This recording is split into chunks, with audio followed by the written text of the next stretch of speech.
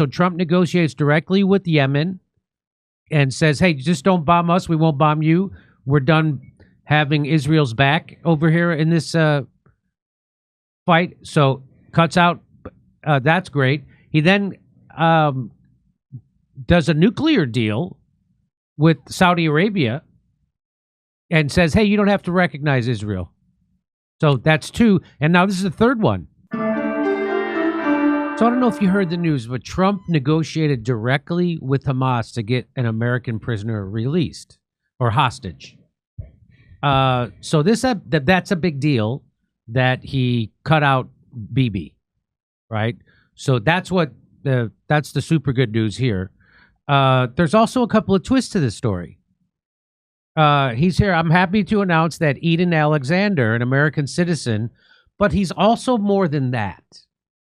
And I'm going to tell you that in a second, who has been held hostage since October 23, is coming home to his family. I'm grateful for all those involved. This was the step taken in good faith towards the United States and efforts of its mediators, Qatar and Egypt.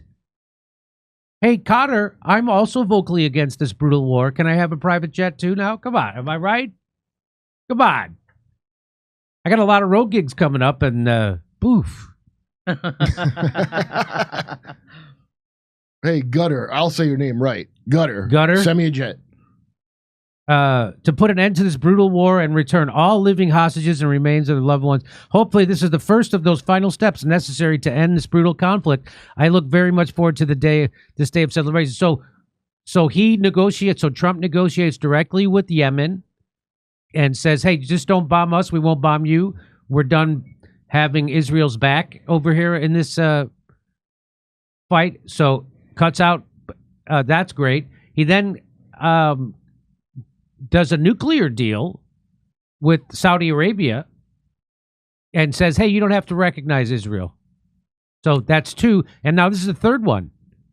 That's like just in a couple of days. Now, some people are saying this is all theater to make it look like there's a split between Bibi and Trump, and it really isn't. But I'll take the theater, at least. I guess I mean, we'll find out whether it is or not, from whatever actual results come of it.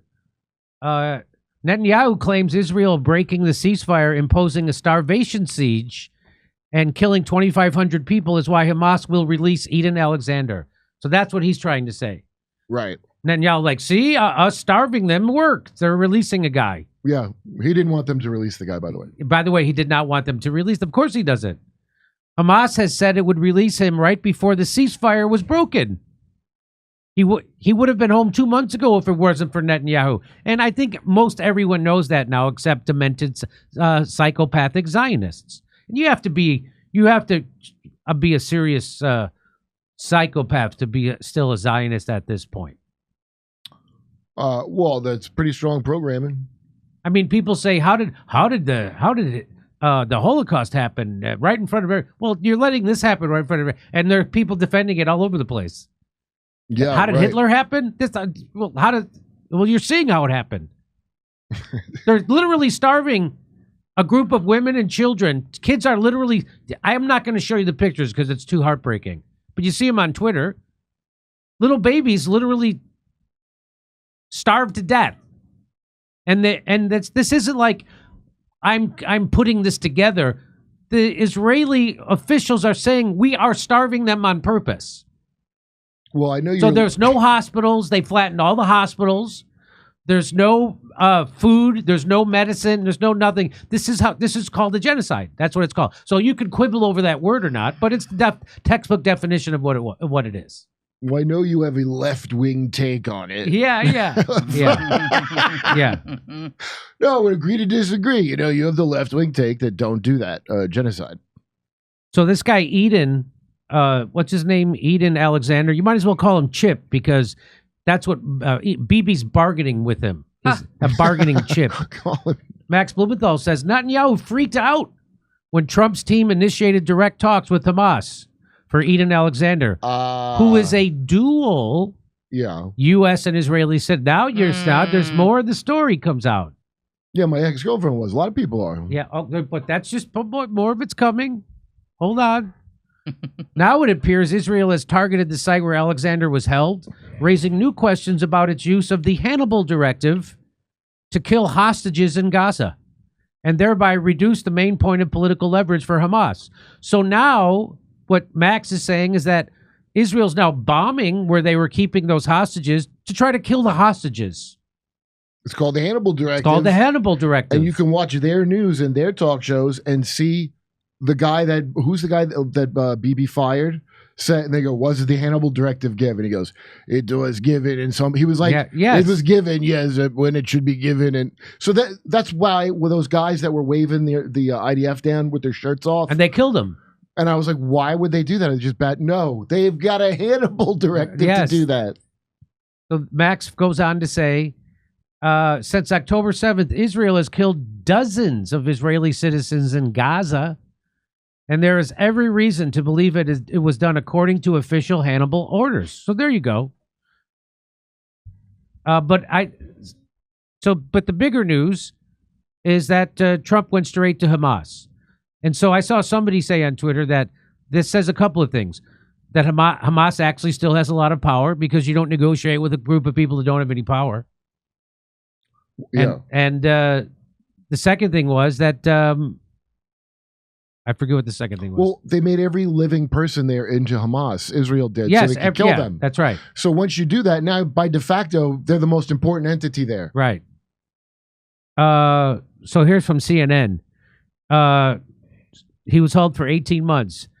They announced on Saturday night it had agreed to free him. He's 21 years old after several days of talks with the United States as part of an effort to reach a ceasefire and resume the flow of humanitarian aid to Gaza. So they've stopped medicine and food and water into Gaza. So they're trying to, so that's called siege warfare, which is a war crime. Yeah, okay. No one cares. The group handed Alexander to the Red Cross on Monday, and he returned to Israeli soil shortly later. He later arrived at an Israeli military base for a medical assessment and a long-awaited reunion with his family. The Hostages and Missing Families Forum said he has spoken with his mother, Yael, over the phone. Alexander, wearing a black Adidas T-shirt and a baseball cap, was photographed during his handover to the Red Cross shortly before his convoy left Khan Younis and headed towards Israel. Hold on.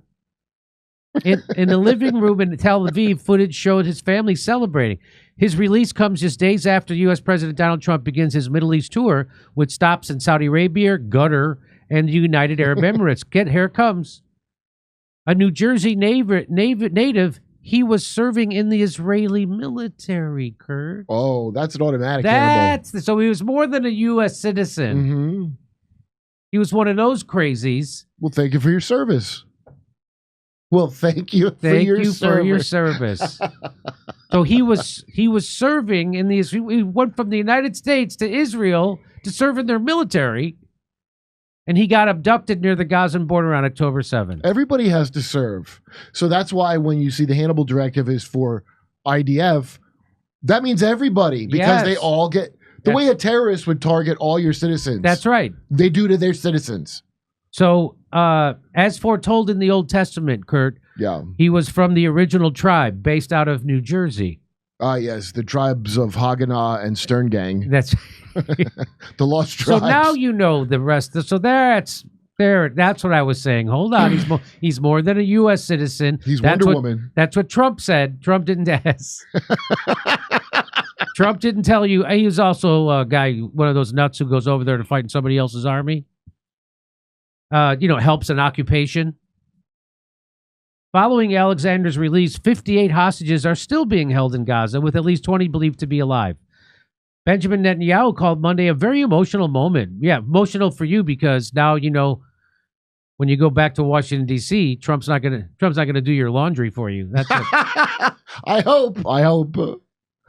He effusively praised Trump for securing his. Yank. A winning combination. This was achieved thanks to our military pressure and the diplomatic pressure applied by Trump. This is a winning combination. Oh, really? I don't like that talk. When he says it's a winning combination, it has always meant a losing combination. Yeah, it was very emotional for Netanyahu because now he's losing reasons to continue the slaughter. That's what that means. I spoke with President Trump today. He told me I am committed to Israel. I'm committed to continue to work with you in close cooperation in order to achieve all of our war objectives, releasing all of the hostages and defeating Hamas. His statement continued, this goes together. They are combined with each other. Trump hailed the development as monumental news in a post on Truth Social where he's Hamas leader Mahmoud Mardwai told the Hamas-affiliated TV station that the militant group, classified as a terrorist organization by the United States and Israel, directly negotiated with the United States to free Alexander in exchange for the resumption of humanitarian aid into Gaza. Trump, that guy Witkoff, Trump's guy, he told CNN that the talks with Hamas were indirect. He is expected to meet with Netanyahu on Monday afternoon, according to us. So really, okay. All right, well. Gaza is on the brink of famine. I don't think it's the brink anymore. Yeah, this brink of famine was like a year ago, dude. I think they're famined. As Israelis' blockade of humanitarian aid and commercial goods stretches into its second month, depleting food warehouses and soup kitchens and sending the cost of basic goods skyrocketing, Israel says it cut off the entry of humanitarian aid to pressure Hamas to release So that's a war crime. You can't cut off medicine, water, and food to women and children and elderly men for a political outcome. That's called siege warfare. That's called a war crime. That's called you are the Nazis. But what if I want to kill the hostages too? Yeah, right. But international organizations, that's like saying I'm angry at this guy, so I'm going to starve his baby. And I'll never forgive him for making me do that to his baby. Yeah. International organizations say its actions violate. So CNN won't say it. They'll say some international organizations say it violates international law. You think? The results of the Nuremberg trials? Like, what do you? The genocide definition comes from that. I didn't make it up. Some are accusing Israel of using starvation as a weapon of war. That's obviously what they're doing. And CNN's like, well, some people say. Yeah. We're not going to say it. But it's always somebody spreading the thing. Hey, some people say Macron was doing blow with those guys. Some people say Macron's wife is a dude. Israel has not said it will resume humanitarian aid into Gaza. Netanyahu's office said in a statement on Monday that Israel has not committed to a ceasefire nor the release of any Palestinian prisoners, only to a safe corridor that will allow for Edan's release. Only actual humans would restore humanitarian aid. So, of course, Netanyahu is not going to do that. In a post on social media, Trump said he hoped the release would lead to the end of this brutal conflict, but the longtime Israeli prime minister said that the negotiations will take place under fire. Mahmoud Abbas, he's the president of the Palestinian Authority, the PLO. He said in a Monday statement he welcomed efforts to halt the war and issued rare praise for Trump. Abbas commented commended the U.S. President Donald Trump for his position in which he later hopes to bring the end to the vicious conflict and the war that has been going on for 2 years. Okay, well, that's nice.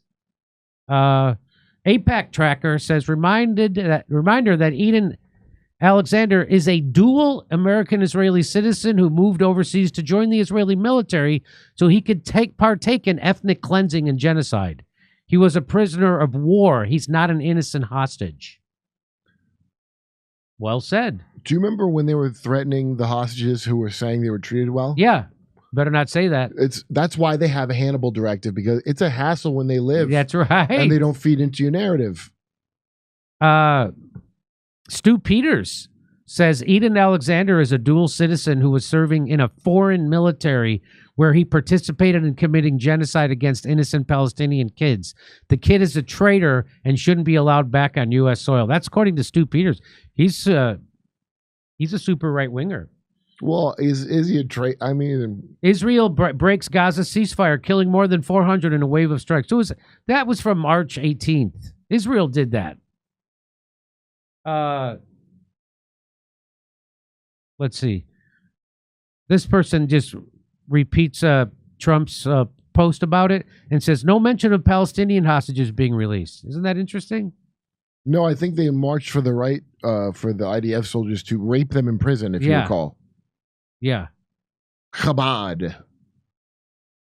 So then the prime minister releases their stupid thing that makes it sound like Jeremy Scahill says El Qassam brigades on release of the. This is what they say. We affirm that serious and responsible negotiations achieve results in the release of prisoners. However, continuing the aggression prolongs their suffering and may kill them. Of course it does. We affirm the movement's readiness to immediately begin negotiations to reach a comprehensive and sustainable ceasefire agreement. We urge the Trump administration to continue its efforts to end this brutal war waged by the war criminal Netanyahu against children, women, and defenseless civilians in the Gaza Strip. And everybody is saying the problem is Netanyahu, even the former prime ministers. Ehud Barak, is that his name? Is saying, yeah, the problem here is Benjamin Netanyahu. It's not Hamas. It's not the Palestinian babies. It's Netanyahu, because he's wanted this all along. They want to make it so unlivable in Gaza, which they've done, and now they're starving them, so that it'll be such a horrible disaster that they'll leave and go to other countries. That's what this is all about, so that the Israeli Zionists can take over Gaza 100%. By the way, don't forget there's $500 billion worth of gas underneath Gaza. $500 billion. And so they could also take over the West Bank. Come see us live in Los Angeles, Buffalo, Toledo, Montreal, Ottawa, Glasgow, Manchester, Belfast, Dublin, London, Liverpool, Birmingham. Go to jimmydore.com for a link for tickets. Hey, everybody, check out this interview I recently did that takes a dive into mRNA and the shocking rise in autism among kids. Experts are finally connecting the dots we've known to be true for years. Tap the video link right here to watch now.